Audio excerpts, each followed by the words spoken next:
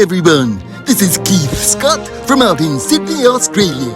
I'm one of the voices of Bullwinkle J. Moose.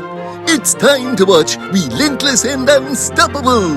And so give it up for your main hosts, Douglas Kenny and Andy McPhee.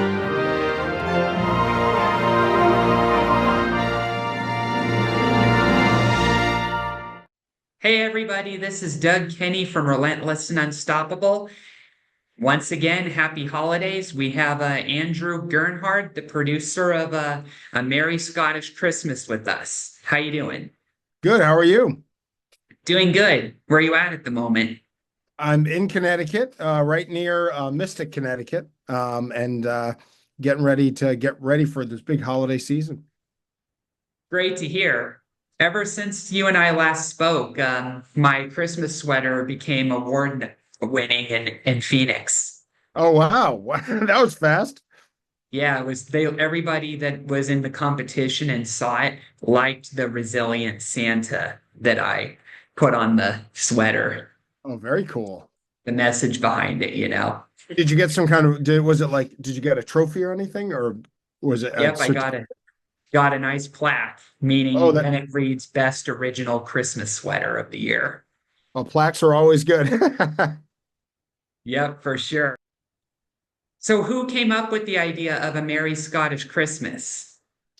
That actually was myself and my producing partner Dustin Reichert, who directed the movie. We came up with the idea for Merry Scottish Christmas because we wanted to do a movie that wasn't a Christmas movie, that wasn't so focused on just a relationship, like a love aspect. The love story is the B story in this one. The A story is a sister and brother reconnecting and discovering that their whole history was different because they were related to Scottish royalty. So it was more about coming together as a family during Christmas rather than falling in love at Christmas. Yeah, that's amazing. I love the movie. It's just incredible. And the ending when they decide to stay in Scotland, having been there myself, my thoughts are, I can't blame them. Yeah, I loved Scotland. This movie was actually a mixture of Scotland and Ireland. 2 weeks of it was shot in Ireland and 1 week was in Scotland. So a lot of the exteriors are in Scotland, like the actual exterior of the castle and some of the interiors. And but all the other places are in Ireland, and we just decked them to look like Scotland. Yeah, for sure. So tell us exactly how this production was made and how it proceeded and what the final result was. Well, we came from America and went over to Ireland to work with a local producer there, Edwina Forkin. She's a great Hallmark producer. She's done a bunch of movies there for Hallmark, and it was great to work with her and her team. We set up in Ireland. We did prep in Ireland because they have a good tax credit there. And then we did production around there, and then we flew off real fast. I went first while Dustin was still shooting the movie. We started doing drone footage in Scotland, and then we kind of prepped and went right to Scotland, and we wrapped, crazy enough, the day before the actors strike, when the big actor strike a year ago. So it was timed out, so we had to finish that day or else we wouldn't have actors.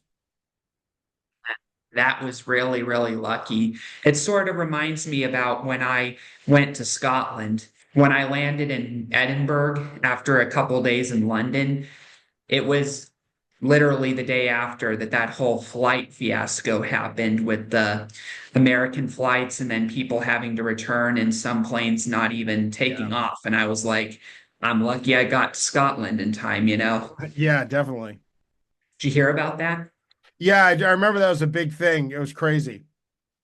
Yeah, it was just, I was really relieved when I heard that. My thoughts are, thank God. Scotland is a very nice place. And so it looks like Hallmark is going in the direction where they're making Christmas films involving familial and love stories, but shot in certain locations. Yeah, and is that what's going on?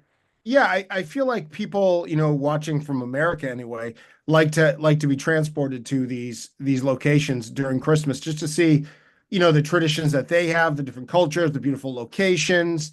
And I loved Scotland. I loved Ireland as well. But to me, my favorite place is Iceland. Scotland to me is like a green Iceland. It has all the crazy mountains and it has the waterfalls, but it just is a better temperature. But it was great to meet the people there, experience the food, and just have a whole life experience to go along with the movie. Gee, that's all we have for Relentless and Unstoppable. So tune into the next episode to hear more amazing stories from amazing guests. This is Keith Scott from Sydney, Australia, saying so long, and I'm smarter than the average bear. Gee.